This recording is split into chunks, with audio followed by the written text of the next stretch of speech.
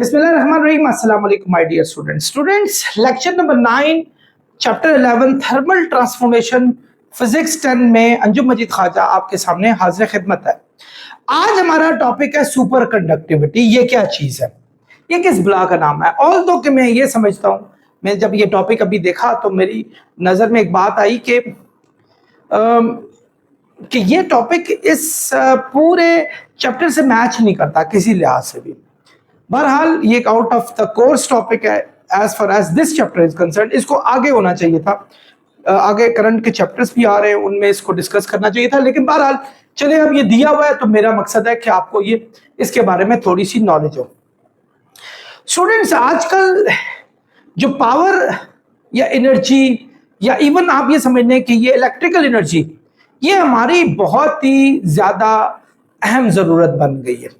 इसके बगैर तो हम हिल भी नहीं सकते। इवन आपने जो अप्लायंसेज अपने हाथों में पकड़ी होती है मोबाइल की शक्ल में, वो भी आपकी इलेक्ट्रिसिटी के बगैर चल ही नहीं सकती है। यानी आप ये देख लें कि इलेक्ट्रिसिटी का हमारी लाइफ में कितना अहम रोल है। अगर आप किसी भी चीज में से, ये फर्ज करेंगे एक हमारे पास बॉडी है, जब हम उसको किसी भी बैटरी के साथ कनेक्ट करते हैं, ये बैटरी का साइन होता है स्टूडेंट्स, बैटरी के साथ कनेक्ट करते हैं तो बैटरी में से चार्जेस जो है वो फ्लो करके यहां से गुजरना शुरू हो जाते हैं इनके अंदर से। अब ये जैसे अप्लायंसेस में से भी गुजर रहे हैं, इन चार्जेस को गुजरने में रुकावट का सामना करना पड़ता है। और हर एक जो मेटल है उसकी रुकावट अपनी अपनी होती है। यानी लोहे की रुकावट अपनी होगी, अगर आपने ये कॉपर लगाया उसकी रुकावट अपनी होगी। इनको हिंड्रेंस, ऑब्स्टेकल या फिजिक्स की लैंग्वेज में रेजिस्टेंस या रेजिस्टिविटी भी कहा जाता है। रेजिस्टिविटी इसलिए नाम लिया कि एक्चुअली किसी खास मटेरियल में हो तो उसकी एक अपनी नेचर होती है जिसको रेजिस्टिविटी कहते होते हैं। अच्छा, ये रेजिस्टिविटी हर एक जगह पर मौजूद होती है। होता यूं है कि जब चार्जेस इनमें से फ्लो कर रहे होते हैं, इनको, ये जितने भी एटम्स हैं, इनकी कोलिजन, एटम एक दूसरे के साथ कोलाइड कर रहे होते हैं तो इनकी कोलिजन में से गुजरना होता है and they face trouble, they really face trouble. तो वो क्या होते हैं, फिर उनको बहुत मुश्किल होता है कि उसमें से वो गुजरे। बड़ी मुश्किल से गुजर कर वो एक जगह से दूसरी जगह तक पहुंचते हैं। सो जितनी उनको मुश्किलात का सामना करना पड़ता है उसको रेजिस्टेंस कहते हैं। और एक्चुअली जिस वो खास एक पर्टिकुलर बॉडी में से गुजर रहे होते हैं किसी खास रीजन की वजह से, वो रीजन आगे जाकर भी आप पढ़ेंगे, उनको रेजिस्टिविटी या स्पेसिफिक रेजिस्टेंस भी कहा जाता है। स्पेसिफिक रेजिस्टेंस, जिसको एक खास लैंग्वेज है रो, उससे भी जाहिर किया जाता है। और इसका एक फार्मूला है, वो भी आप आगे जाकर पढ़ेंगे, RA/L इसका फार्मूला है, ये आगे जाकर पढ़ेंगे। और इसकी एक यूनिट है जिसको ओहम मीटर भी कहा जाता है। तो अभी मैं ये आपको पढ़ाने नहीं आया हूँ एक्चुअली कि इनको क्या कहा जाता है और ये क्या चीजें हैं, ये तो हम आगे जाकर बहुत अच्छे तरीके से तफसील से डिस्कस करेंगे। एक बात आपको बतानी है, ये बात मैंने इस चैप्टर में थ्रू आउट ये बताता रहा हूं कि जैसे जैसे हीट में इजाफा हुआ तो इसके अंदर जो कोलिजन है वो और तेज हो जाएगी। आपने देखा ना कि टेम्परेचर के इजाफे से जो आपके सॉलिड के मॉलिक्यूल्स होते हैं, उनके जो मॉलिक्यूल्स या एटम्स हैं, उनकी कोलिजन में इजाफा हो जाता है। तो आपके जो चार्जेस हैं उनका गुजरना और मुश्किल हो जाता है, यानी रेजिस्टेंस का सामना ज्यादा करना पड़ता है। जब रेजिस्टेंस का सामना ज्यादा करना पड़े तो फिर क्या हो जाता है कि करंट इतनी आसानी से उसमें से नहीं निकलता। यानी आप ये समझ लें कि कंडक्टेंस कम हो जाती है, रेजिस्टेंस बढ़ जाती है, यानी आपका वो अच्छा कंडक्टर नहीं रहता। सो बाय इंक्रीजिंग द टेम्परेचर, अच्छा यहां भी एक बड़ा क्वेश्चन मार्क है कि बॉडीज भी दो किस्म की होती हैं, एक सेमी कंडक्टर्स होती है, कंडक्टर्स होती हैं। इनके हवाले से भी हम बाद में पढ़ेंगे। सेमी कंडक्टर्स में हीट में बढ़ाने से कंडक्टेंस इंप्रूव होती है। So I am not talking about semiconductors, हम कंडक्टर्स के बारे में इस वक्त डिस्कस कर रहे हैं। So by improving the temperature के बढ़ाने से क्या होता है स्टूडेंट्स, आपकी रेजिस्टिविटी और इंक्रीज होनी शुरू होती है, रेजिस्टेंस और इंक्रीज होनी शुरू होती है, रेजिस्टेंस बढ़नी शुरू होती है हमारे पास। अब यानी इसका मतलब हुआ कि हम जितना टेम्परेचर में इजाफा करेंगे रेजिस्टेंस बढ़ेगी, जितना टेम्परेचर में कमी आप लेकर आएंगे रेजिस्टेंस कम होनी शुरू हो जाएगी। तो आहिस्ता आहिस्ता अगर हम टेम्परेचर में इतनी कमी ले आए कि आपका टेम्परेचर एक खास पॉइंट पे ऐसे पहुंच जाए कि उस वक्त आपके जो मॉलिक्यूल्स हैं they start vibrating in a very low energy and eight there is a point that comes up and that comes up when you again decrease the temperature. आप टेम्परेचर को और डिक्रीज करना शुरू करते हैं, एक पॉइंट आता है कि बस अब वो रुक गए, अब करंट के लिए मसला आसान हो गया, सारा मैदान खाली है, वो चार्जेस अब उनको किसी किस्म की कोलिजन फेस नहीं होती किसी जगह से, और वो बगैर किसी रुकावट के एक जगह से दूसरी जगह तक चले जाते हैं। तो उस जगह को आप कहते होते हैं सुपर कंडक्टिविटी, यानी ये वो पॉइंट आ गया जब आपकी एक सुपर कंडक्टिविटी प्रोड्यूस होगी, यानी आपके चार्जेस अब बड़े आराम से फ्लो करना शुरू हो गए। तो उस टेम्परेचर को क्रिटिकल टेम्परेचर कहा जाता है। यानी by decreasing the temperature, actually what happens, the collision in the molecules and the atoms become less, and there comes a point when temperature goes to that particular level when there is no movement of that molecule, those molecules and atoms. So what happens at that particular point, the current goes infinitesimally, आपका current गुजरना शुरू होता है, उसको किसी किस्म की रुकावट का सामना नहीं करना पड़ता। वो टेम्परेचर क्रिटिकल टेम्परेचर कहलाता है। कौन सा टेम्परेचर कहलाता है आपका? Critical temperature. क्रिटिकल टेम्परेचर वो टेम्परेचर होता है जिसमें बॉडी में अगर करंट को दाखिल किया जाए तो करंट बगैर किसी रेजिस्टेंस के आपका गुजरना शुरू होता है। आई होप आप लोगों को ये मेरी बात समझ आ गई होगी। मैं चाहूंगा कि मैं थोड़ा सा ग्राफ से आपको समझाऊं। देखिए, हम इसका एक ले लेते हैं वाई एक्सिस और एक ले लेते हैं हम एक्स एक्सिस। ये वाई एक्सिस ले लिया। वाई एक्सिस में हम इलेक्ट्रिकल रेजिस्टिविटी का जिक्र करते हैं। व्हाट इज इलेक्ट्रिकल रेजिस्टिविटी, ये मैं पहले बता चुका हूं। और यहां टेम्परेचर का जिक्र करते हैं, टेम्परेचर इन केल्विन, केल्विन में, ठीक है। इलेक्ट्रिकल रेजिस्टिविटी मैंने आपको बताया था, इसकी यूनिट होती है ओहम मीटर। ओहम मीटर भी कहा जाता है, ओहम मीटर। आगे जाके पढ़ेंगे। तो फिलहाल ये फर्ज करें अगर आपका एक बॉडी का इलेक्ट्रिकल रेजिस्टिविटी इस पॉइंट पर मौजूद है और इतने टेम्परेचर पर वो बॉडी मौजूद है, ठीक है। और आप क्या करना चाह रहे हैं, आप टेम्परेचर को यहां से डिक्रीज करना चाह रहे हैं। ये ले जी, मैं टेम्परेचर को डिक्रीज कर रहा हूं, डिक्रीज कर रहा हूं, डिक्रीज कर रहा हूं, डिक्रीज कर रहा हूं।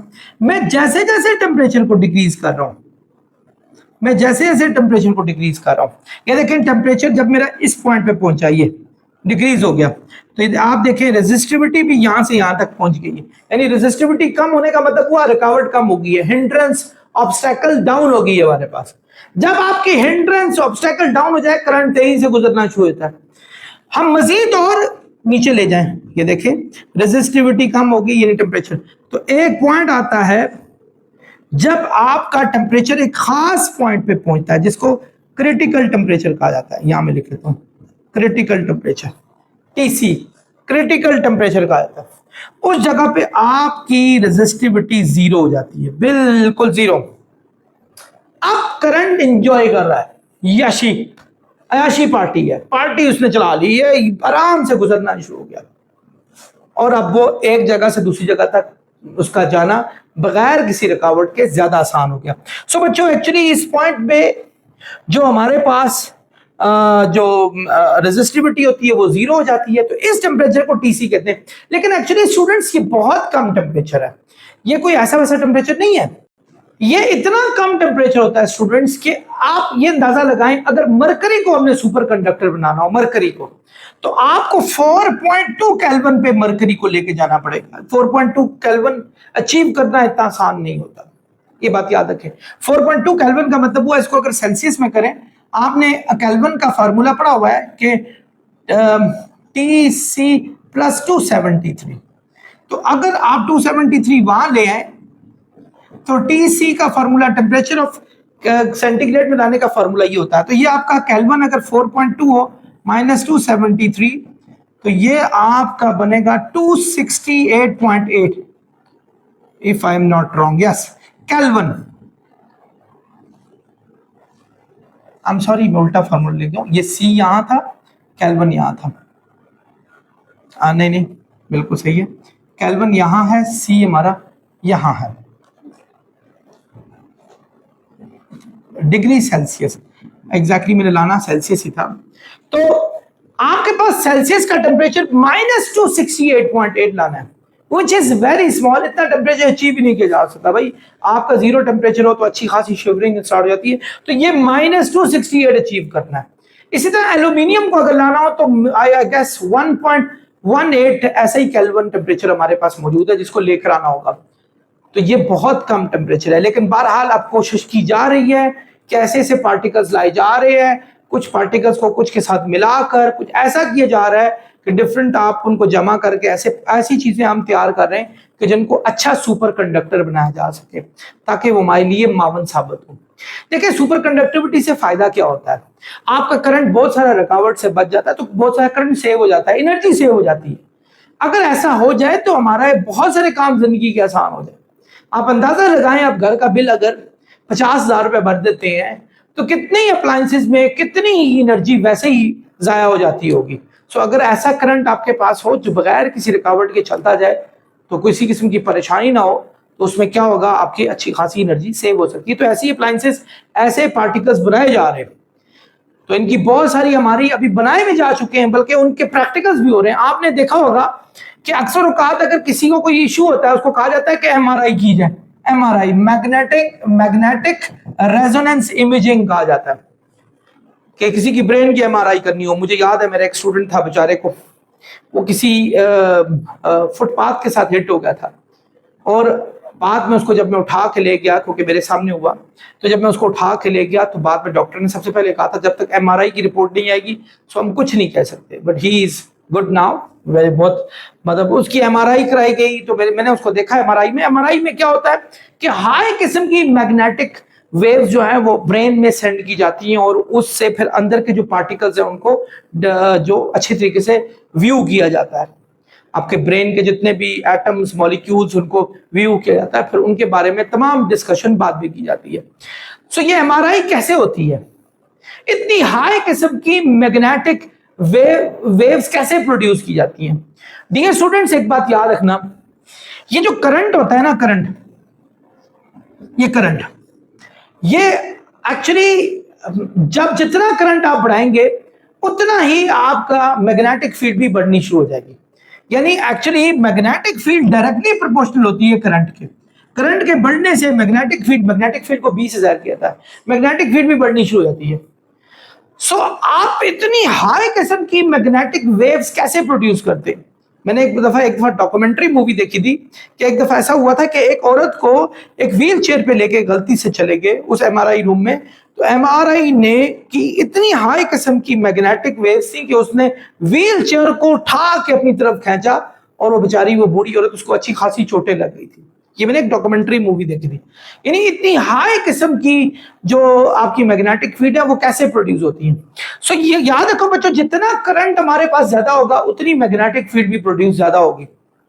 सो अब होता क्या है एक्चुअली कि एमआरआई में सुपर कंडक्टर डिजाइन किया गया होता है। सुपर कंडक्टर में अच्छा खासा करंट चलता है, इनफिनिट सिमली करंट जा रहा होता है, उसको एक खास टेम्परेचर पर लेकर गए होते हैं और उसको ऑन रखा होता है हमने उस पर, ठीक है।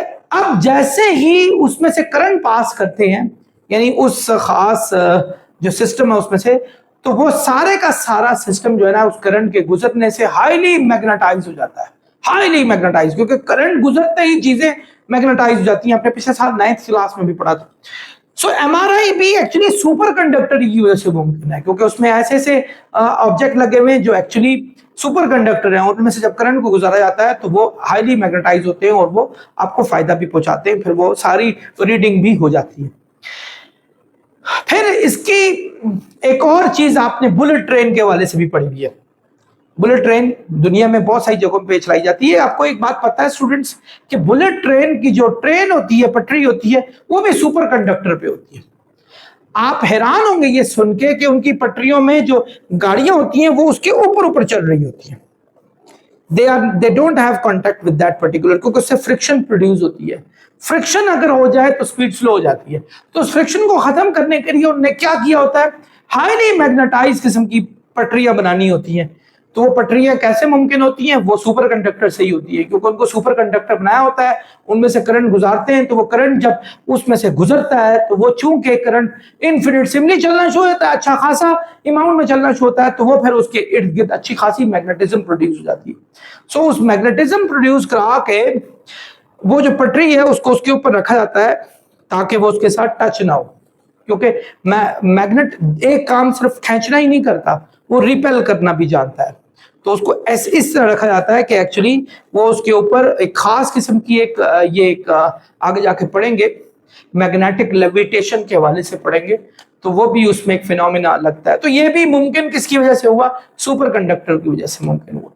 दुनिया में बहुत सारी चीजें सुपर कंडक्टर से अब मुमकिन होती जा रही हैं। तो एक दिन आएगा, आई एम श्योर, कि सुपर कंडक्टर इस्तेमाल पूरी जो इलेक्ट्रिकल फील्ड है इसको खा जाएगा और एक नई नई चीजें आपके सामने आ जाएंगी कि जिससे हमारी इस कौम का, हमारी इस दुनिया का मजीद फायदा होगा। आई होप स्टूडेंट्स आप लोग समझ गए होंगे। नेक्स्ट लेक्चर तक आपसे इजाजत चाहूंगा। अपना बहुत ख्याल रखिएगा। अस्सलाम वालेकुम।